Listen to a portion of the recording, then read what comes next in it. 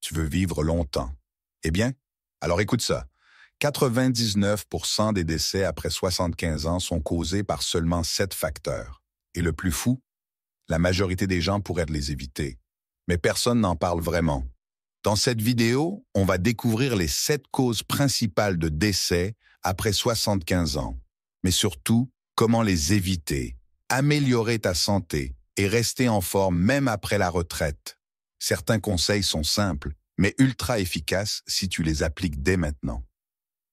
L'ennemi numéro 1, les maladies cardiovasculaires. Tu t'es déjà demandé pourquoi tant de personnes âgées sont victimes d'accidents vasculaires cérébraux, AVC, ou d'infarctus du myocarde, aussi appelé crise cardiaque. Ce n'est pas un hasard. En réalité, les maladies cardiovasculaires sont la première cause de décès chez les personnes de plus de 75 ans. C'est un fléau silencieux qui s'installe lentement au fil des années, souvent sans symptômes visibles, jusqu'au jour où il est trop tard pour réagir. Le plus inquiétant, c'est que beaucoup de gens vivent avec ces risques sans même en être conscients. Les maladies cardiovasculaires regroupent tous les troubles affectant le cœur et les vaisseaux sanguins. Cela inclut l'hypertension artérielle, les infarctus, les AVC, mais aussi l'insuffisance cardiaque et l'artériosclérose, c'est-à-dire l'épaississement et le durcissement des artères.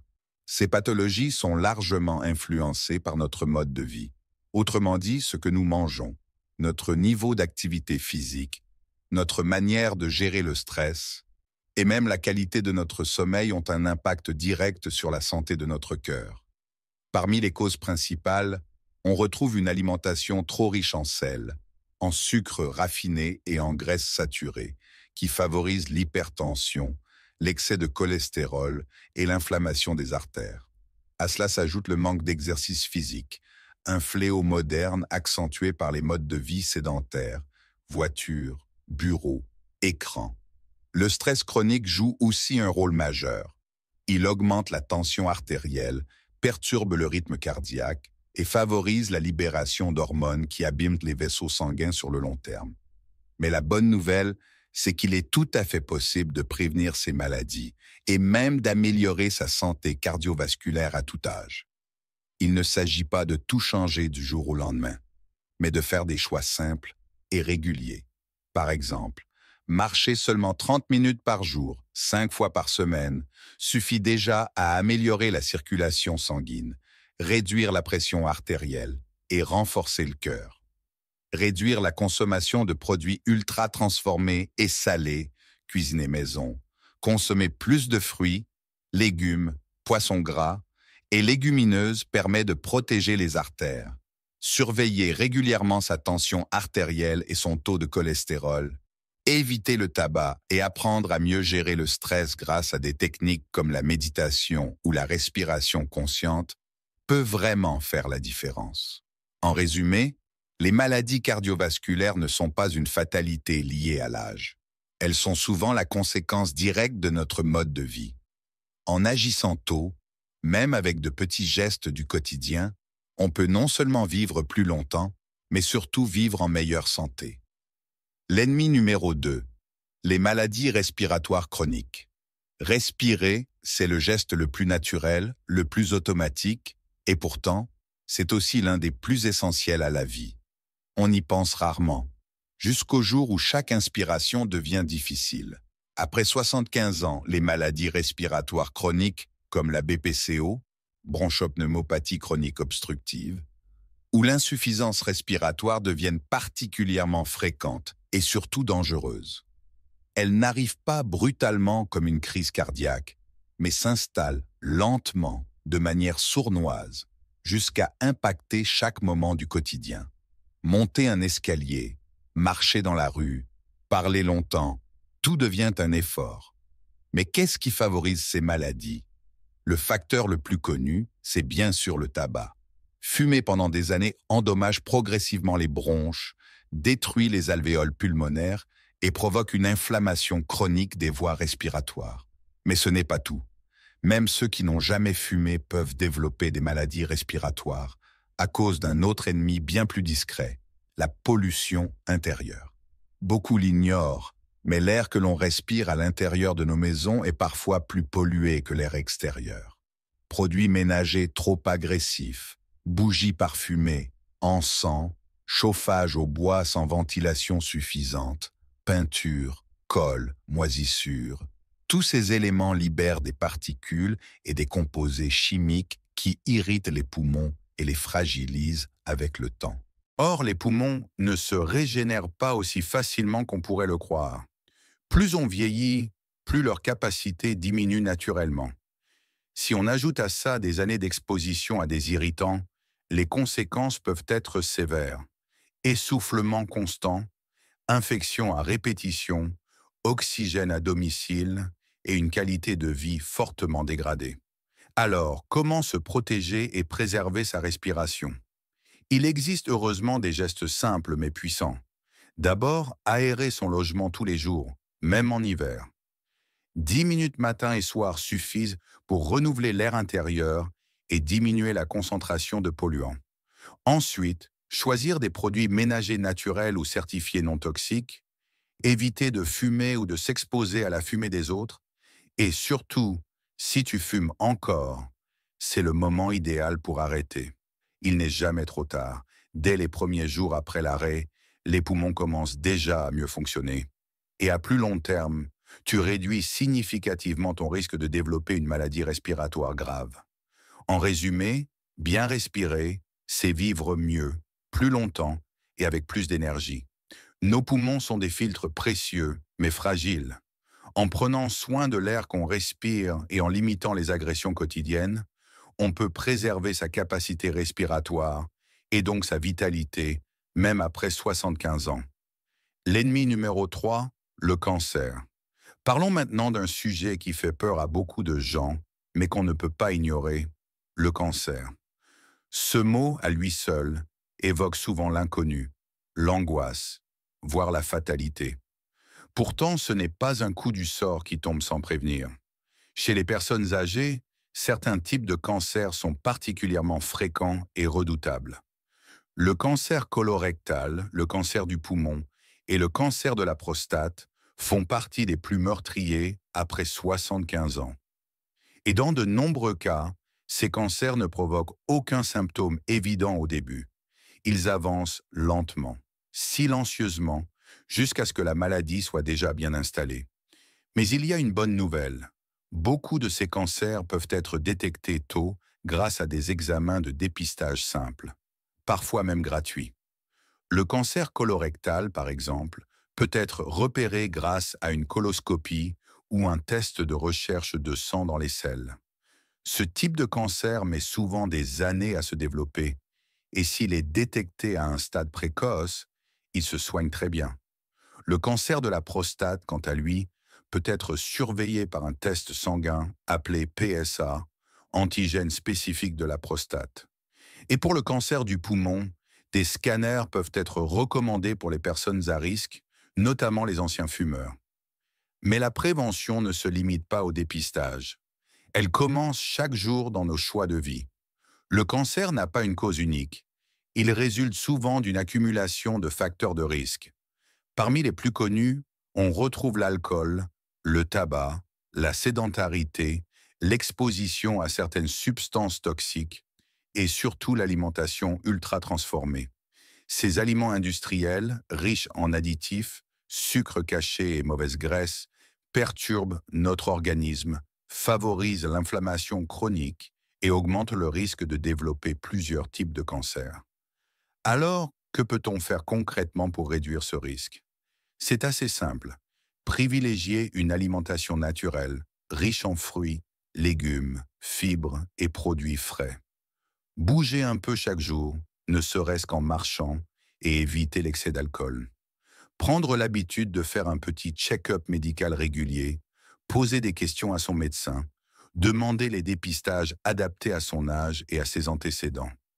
Parce que dans bien des cas, c'est justement ce dépistage précoce qui permet de traiter à temps et parfois de guérir complètement.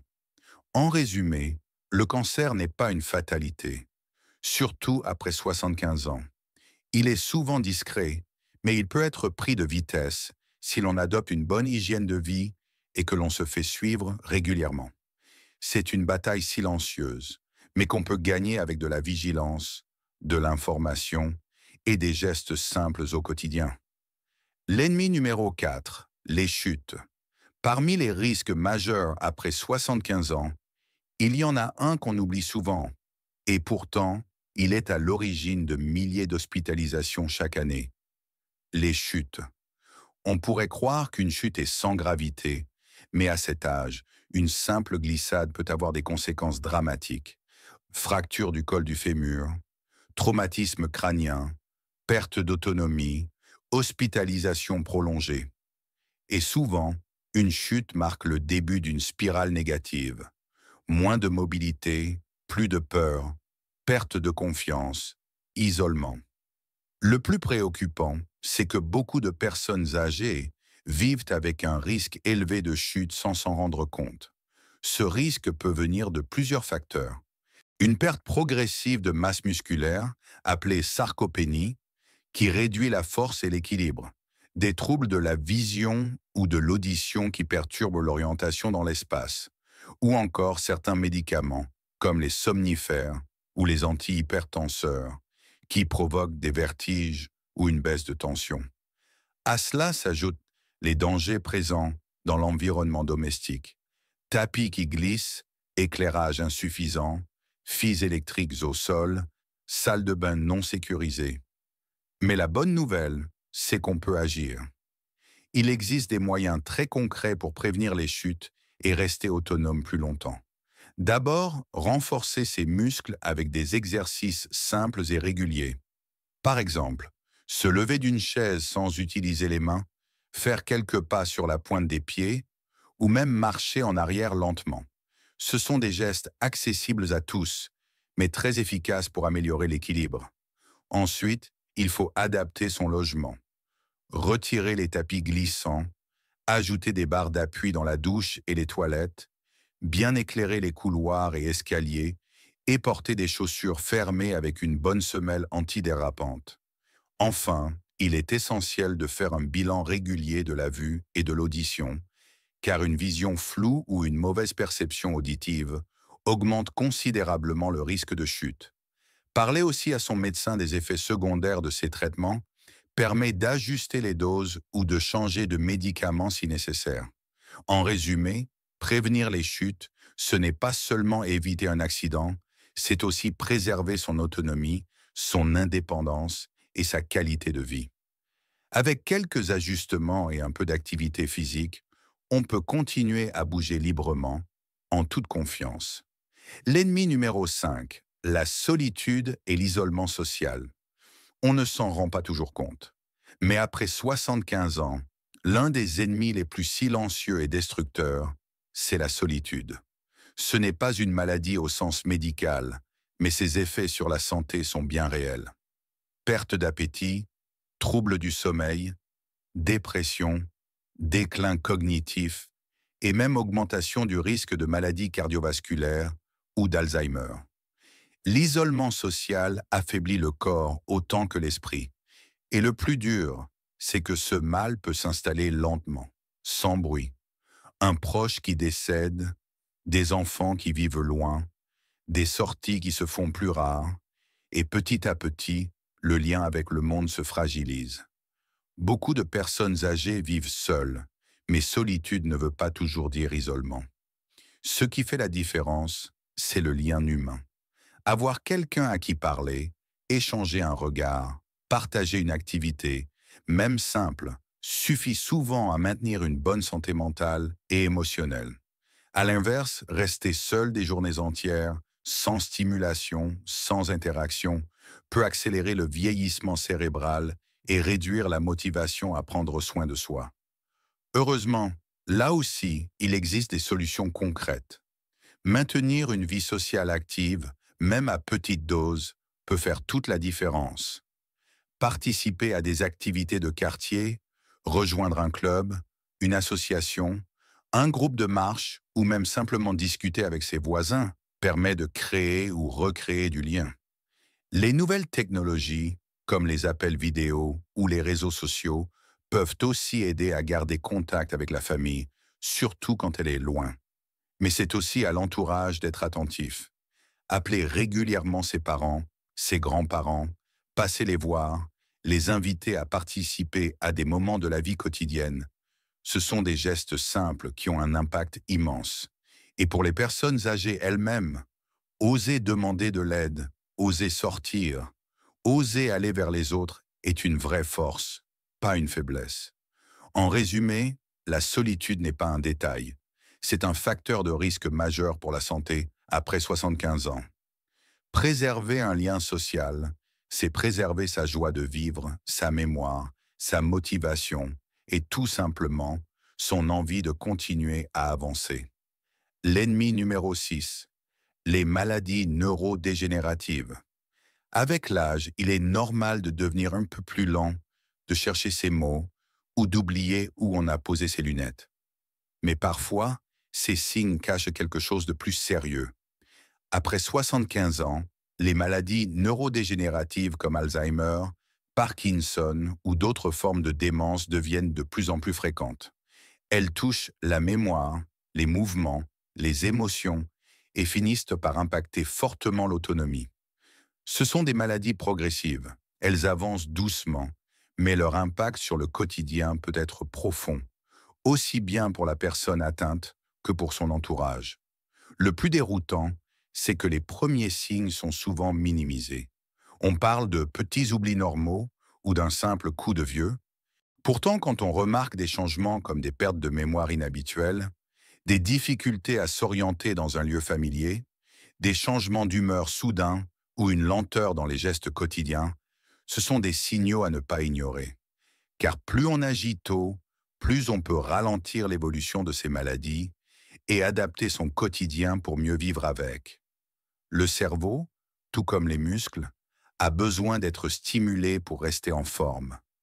Lire, faire des mots croisés, apprendre une nouvelle activité, cuisiner une recette complexe ou simplement échanger avec d'autres personnes sont autant de moyens de garder les connexions cérébrales actives. La stimulation mentale est l'un des meilleurs remparts contre le déclin cognitif. Mais la prévention passe aussi par ce qu'on met dans son assiette. Une alimentation riche en oméga 3, comme les poissons gras, les noix ou les graines de lin, en antioxydants, présents dans les fruits rouges, les légumes verts, le curcuma, et pauvre en sucre rapide, aide à nourrir le cerveau et à lutter contre l'inflammation. L'activité physique régulière, même modérée, améliore la circulation sanguine vers le cerveau, favorise le sommeil et réduit le stress, trois éléments clés pour préserver les fonctions cognitives. Il est aussi important de surveiller sa santé globale. L'hypertension, le diabète ou un taux de cholestérol élevé abîment les petits vaisseaux qui alimentent le cerveau. Les contrôler, c'est aussi protéger ses capacités mentales. Et surtout, dès qu'un doute s'installe, il ne faut pas attendre. Un bilan cognitif chez le médecin peut permettre de détecter les troubles précocement et de mettre en place un accompagnement adapté. En résumé, les maladies neurodégénératives ne sont pas inévitables. Et quand elles apparaissent, elles ne signifient pas qu'il faut tout arrêter. Avec une détection précoce, une hygiène de vie adaptée et un entourage attentif, il est possible de continuer à vivre, à apprendre, à aimer, même avec un diagnostic. Mieux vaut savoir tôt que trop tard. L'ennemi numéro 7, les infections. Quand on pense aux causes de décès chez les personnes âgées, on pense rarement aux infections. Et pourtant, après 75 ans, elles représentent une menace bien plus sérieuse qu'on ne l'imagine. Pourquoi? Parce qu'avec l'âge, le système immunitaire s'affaiblit naturellement. Il devient moins rapide, moins efficace pour détecter et combattre les microbes. Résultat, un simple virus ou une bactérie qui serait sans gravité pour un adulte plus jeune peut devenir dangereux, voire mortel pour une personne âgée. Ce qui rend les infections encore plus traîtres, c'est qu'elles ne se manifestent pas toujours de la même façon. Par exemple, une infection urinaire chez une personne âgée ne provoque pas forcément de douleur ou de fièvre. Elle peut se traduire par une confusion soudaine, une fatigue inhabituelle ou même un repli sur soi. De la même façon, une pneumonie peut s'installer très rapidement, parfois sans tout, et provoquer une grande faiblesse générale. Si on n'y prête pas attention tout de suite, les conséquences peuvent être graves. Mais la bonne nouvelle, c'est qu'on peut prévenir la majorité de ces infections. Et cela commence par les vaccins. Le vaccin contre la grippe, à faire chaque année, reste indispensable. Celui contre le pneumocoque, qui cause des pneumonies, est fortement recommandé, tout comme celui contre le zona. Ces vaccins ne garantissent pas une protection totale, mais ils réduisent considérablement les risques de formes graves et les hospitalisations. Au quotidien, il y a aussi des gestes simples qui font la différence. Se laver les mains régulièrement, surtout avant les repas et après être sorti. Aérer les pièces chaque jour, même en hiver.